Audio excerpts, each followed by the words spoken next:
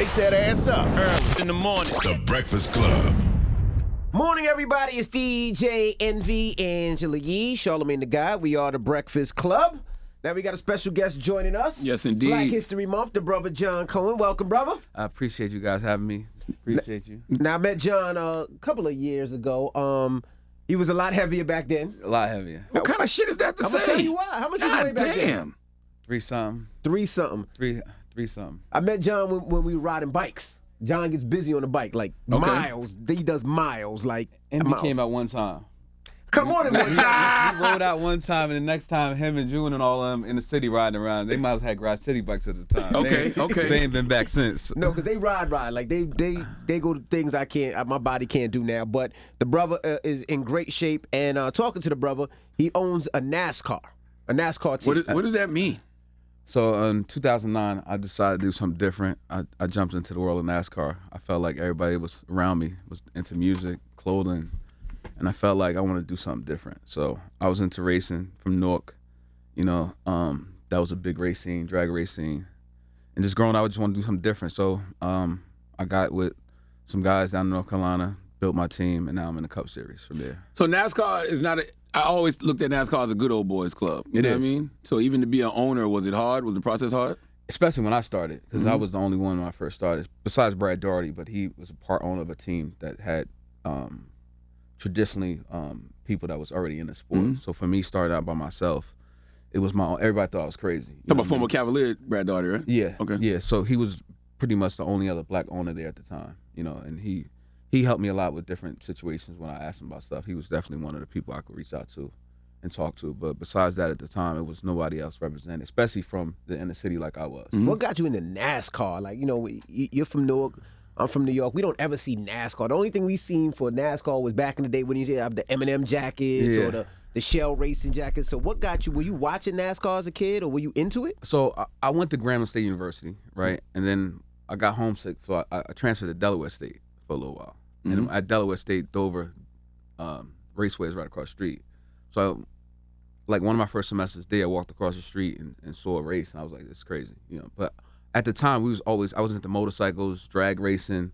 So once I felt like I can catch that lane into NASCAR, I just jumped right on it. And do you just buy a car and say NASCAR? Is it like sports where you have to get a franchise? Like, how does it So work? when to I get first your own started, NASCAR? it was just building your own cars, and with respect to NASCAR specs. But now we have a charter system where if you come in, you have to buy a charter, And I wasn't one of the grandfather teams to actually get a charter, so I'm working on that now. So I run as an open team.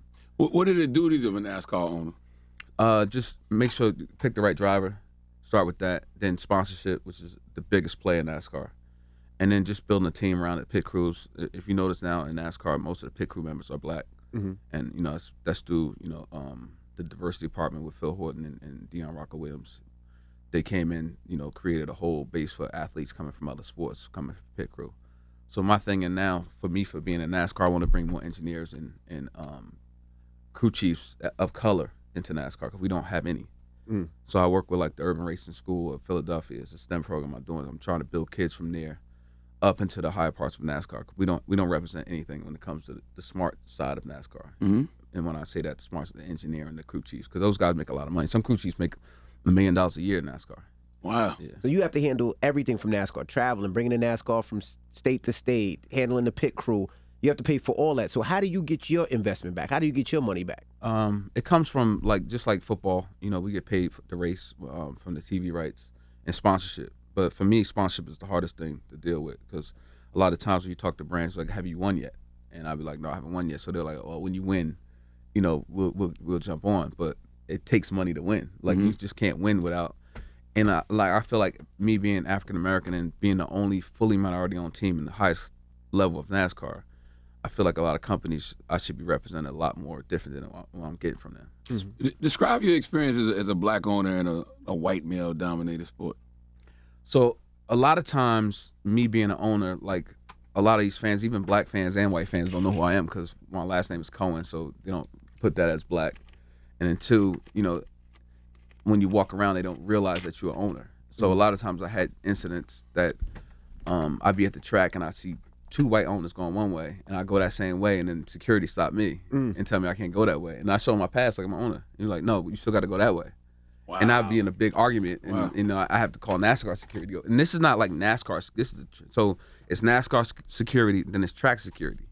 So a lot of the tracks be people from them areas that they see black people. They not really, especially when I first started. It's gotten a lot better now since NASCAR has really transformed in the last couple of years of how they looking, bringing other people into the sport. Now, have you won a race yet? And how does it work? Like, does first prize get this amount of money, second prize place get this amount of money, third prize? Like, so for example, if you win the Daytona 500, which is the 20th, you win $1.8 million to win that race. The last place, if you finish, is $300,000. So you get paid regardless. So you're in that race? Yes. Okay. Yeah. Well, I have to qualify in, but yeah, I'm in that race. Yeah. Has NASCAR made much of an outreach to black communities? They have recently in a couple of years. I mean, you really didn't have that base, but after George Floyd and everything happened and the incident with Bubba, it kind of put with the news hanging. Yeah, with the news hanging, it came over outlet of. So Brandon Thompson, he runs a diversity and inclusion in NASCAR. So he actually reaches out to different people. Like we raced in LA this weekend. So they had Ice Cube perform, they had Pitbull, they also Jamel Hill there. They bringing different people out. Oh yeah, I saw that on Instagram, Jamel. Yeah, they bringing different people out to show, NASCAR is just not, a good old sport anymore. They're trying to bring more people. I don't know why black and brown people are not into it because we like cars. Love cars. You know what I mean? Love cars. Love speed. Yeah. Look at Envy.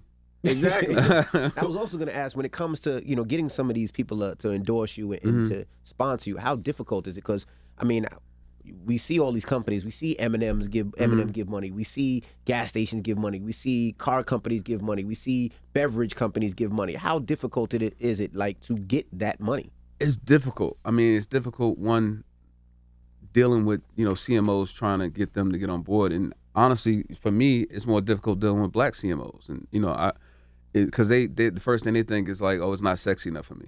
Like for me, like we made the Kentucky Derby sexy. So like if we can do anything, black people make anything sexy when we put our mind to it. So it's just them looking at it a different light. Everything, I feel like everybody jumps onto the same thing. Like traditionally when somebody made headphones, everybody made headphones. Yeah. When somebody came out of vodka, everybody came out of vodka. So I feel like I'm doing something totally different, something totally new. It's all black owned. It's all I run the team. It's not like I need somebody else to understand what's going on in the sport. NASCAR respects me in that light. So for me, I don't understand why most companies won't see what I'm doing more. I'm trying to say this respectfully. It's because a lot of those companies are dick riders. You know what I mean? 1,000%. And they gotta wait and they gotta see what everybody else thinks of something before they jump on board. 1,000%. Yeah. And that's the word. And that's the problem with most of society until they see it. Like this man got Monster yesterday on. Watch how many brands jump on his car show now. You know what I mean? It's just how it is. It's like nobody wants to jump on board so somebody else does. It's just like a girl. They don't want to be with you unless you with a fly girl. It's just crazy. I love the fact that you own a team, and what John did was he said, "Yo, Envy, I want to come by your car show. I want to bring a car and I want to bring the pit crew." And he's been to every car show, and the kids, the fact that you could see their faces, and most of the kids didn't even know anything about NASCAR. And the pit crew comes, and they show the kids how to change tires, and it's definitely dope. How many black NASCAR drivers out there? How many are out there? So it's one in the Cup Series is Bubba Wallace, and then it's a few that's coming through the ranks right now, like Rajat Karut, he's from D.C., LeVar Scott's from Jersey. When I first started, I had a black driver, Chase Austin. It was my first, one of my first drivers, and then from that's it right now. It's just different ones and different series trying to make their way up, but those are the most notables right now. Three out of how many? Whew. I mean, it's about 100, 200 drivers. Man. Okay. Yeah. Okay. How do we make sure that this team can win? Like, what do we need to do to make sure this team? Is it with training? Is it drivers? Is it cars? Is it pit crew? Is it what do we make to make sure that this team is front and center and that everybody knows the team and that we're winning some races? So Chevrolet stepped up with me. They gave me the same cars, the same engines, the same thing with any big team. So it's no excuse anymore that a brand to say, well, you don't have the same. So before you didn't have the same engine as other people. So how does that work? They give you a less engine because you black? Like how? No, it's not that. It's just the budget that and then it goes. So Chevy has inputted a budget for me to get certain things out of from teams, and they've been Eric Warren and Jim Campbell. They've been really adamant in making my team big in NASCAR. You know, because I'm pretty much for them. Besides now in the Cup Series, the only representation of color. You know. What do you think NASCAR can be doing to make them more appealing to like black people, brown people? I mean, going to inner cities. That's my whole thing. So me right now, I'm trying to build a truck that I'll bring. Like if I race in LA, bring the truck to Compton, teach kids STEM, and then bring them to the track and show them what they learned in that truck equates to what we have in the track. Because everybody thinks it's just like racing is just jumping in the car and going. There's a lot to it, you know. And it's just so much stuff. Like I see kids that I grew up with, that honestly in Jersey, the stolen car thing was big in the 90s. They think they can drive a car and they can't. It's not the same. I tell most people my first burnout I seen was in the hood. Wow. You know what I mean? It wasn't at a racetrack. So you got to understand the equivalent of going from the streets to driving and racing is totally different. It's NASCAR needs to bring more people of color from the inner city into the tracks, and then from there, it'll be a big fan base. How do people survive those wrecks on NASCAR, man? The cars are safe. Really? Yeah, I mean they put a lot of time. I mean, I would say those cars are safer than any other Formula One Indy. Clearly, yeah, clearly. Because I mean, ever since Dale Earnhardt Sr. died, they really put a lot of in. Because I mean, when a legend dies like that, they change everything and make sure that never happens again. Where do you see the sport in NASCAR in 10 years? I see it a lot different. I see it where it's going to be more of a electric hybrid type car, so they bring more fan base. I mean, if you see how Formula One is doing, they bring more races into America right now, so that'll just equate to us bringing more fans. They just need to make it more sexy, and they did it this weekend at LA Coliseum. It was really sexy. It was a good event, but it's Did you see a lot of us out there? A lot of black people? I saw a lot of us out there. Really? I was shy. In fact, I saw some kids that I didn't even know they had my hats on. Really? And I was like, it kind of took me back, like to see, like black kids wearing my hat. I've never seen, I've seen kids that, like in my neighborhood, but not like at the track. I didn't even know where they got it from. I know they ordered offline, but it was just shocking to me to see it. It was like surreal. Yeah, I saw Jamel and her husband were filming from, I guess, the suite or wherever they was at. Yeah. And how many cars do you guys have? Because like he said, if a car gets into an accident, the car crashes, how many cars do y'all have? And what's the price of those cars? So for us, we allowed 7 cars in our garage. So and where's your garage? It's in Concord, North Carolina. Okay. Yeah, that's where all the NASCAR is. So we allow 7 cars. Each car is about $400,000 to build. How much does it cost to advertise on the car? Like if I wanted a logo on the car, how much is that? Some teams get $800,000. Mine is about $450 a race. But I mean, you look at it like, so the Super Bowl commercial is 30 seconds, and they paying $7 million right now for the Super Bowl. We out there for 36 weekends, multiple hours out the weekend. So for $450,000 a race is cheap because we get the same viewership. So NASCAR is not regional. So when you watch football, you're in that area, you watching the Eagles, you're watching the Giants, you live in that area. When you watch NASCAR, everybody's watching one race, so it's almost like the equivalent to watching the Super Bowl each weekend. So that's why the values are that much higher when it comes to NASCAR, what it takes for us to race. Now, I'm not into NASCAR, right? I'm going to get more into it now because I want to support you. How do they line up and how do they set up? Is it lined up like everybody next to each other? Is it singular lineup? And is it based off ranking? How does that happen? How you qualify on Friday or Saturday, and whoever's the fastest on time, that's how you line up. And it depends on the track. So some have single file where you all go around, single file, you line up, and some is double. It'd be like 1, 2, 3, 4 that way. And how nasty does it get in NASCAR? Because I'm sure when I do watch some of those races, sometimes they be cutting each other off hard. Oh, yeah. Like how nasty does it get? And is there any type of etiquette to driving? It's just like road rage on the street. I mean, these guys be friends when they start, and at the end they be fighting. So it's definitely certain drivers have certain etiquette, and they try to give that next driver leeway, and then some drivers just don't care. Like if I was a driver, I just wouldn't care. I wouldn't want to be friends, but I mean that's the way those guys like to be friends. So all right. Yeah. And you lost all the weight by just riding bikes? That and lifting. I mean, I worked out different gyms. I actually worked out with your cousin Perm. Perm? Yeah, Perm, I'm working out with him today. Yeah. Yeah, Perm's good. I worked out with him, but cycling, and then PRX too. Cycling maintained it. Yeah.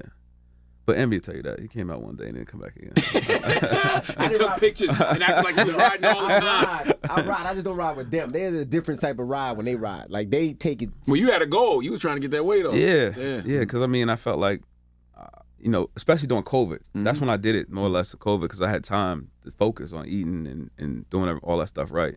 It was like I could eat at the same time. Wasn't no going out at night, so it was just easy for me. Word. Now, how can people support your race team? Can they donate to your race team? Can they support the race team? Is it just buy clothes or hats and jackets? How can they help? Because there's a lot of people that's listening that says, hey, I would love to support a black NASCAR team and NASCAR owner. For me, just talk about it. Talk to, if you know somebody that's, talking about it, it just gets out there more. Like he said, once people see it, then they, want to jump on board. It's more of a like, people just don't look at it as being cool. And that's the worst thing to think because you'd be too late, then you'd be like, oh. Mm-hmm. And for one of these companies that's watching it, that might be a car dealership, a beverage company, or you put everything in any car. You put cannabis, liquor, anything. I mean, like Pepsi, honestly. Mm-hmm. Any of those companies like that? Yeah, I mean that's the one I want. Pepsi. Right. Yeah, because they was in the sport for a while. I felt like they left because there wasn't no diversity. But now, when it comes down to it, diversity is here. Mm-hmm. You know what I mean? And it's not like they can go to another team. All the other teams are Coke teams. Right. Coca-Cola teams, All right. Pepsi sponsored my Black Effect podcast network, so I don't see why they wouldn't sponsor I just don't your get car. It. But, that's one of the brands I've really been trying to go after. And then besides that, like a brand like that would take my team to a whole nother level. Mm-hmm. So, like we win races. So we'll keep pushing, man. Yeah. We'll keep pushing. Well, Absolutely. we appreciate you joining us, man, and thank you for stopping through, man. You got the hats? I got some gifts for you. Okay, let's see. But it's envies. Hold on. I don't think you should go somewhere without bringing gifts. Let's show some of the merch. Okay, NY Racing. Yeah. Where can they go get this at? On nyracingteam.com. And this is for Ansel whenever she. nyracingteam.com. Oh, no, that's hard. That's dope. I'm going to wear this out in L.A. now for the Super Bowl. All right, brother. Go to nyracingteam.com. That's right. Well, John Cohen, we appreciate you, and make sure you continue to support New York Racing, NY Racing, and we're going to get you. You coming to the car shows this year, right? Yeah, I'm there. Okay. I mean, I wish you guys can see it, man. The kids love it. They bring the pit crew out. They change the tires in less than 10 seconds. They have the kids changing tires using the devices and the machines. And the kids, I've never seen, it's one of the biggest things at the car show. So I just want to say thank you for bringing the guys out and the fellas, and shout out to the pit crew because they always out there and they just hang with the kids and show the kids a lot of love. So it's John Cohen. It's the Breakfast Club. Good morning. Yes, sir.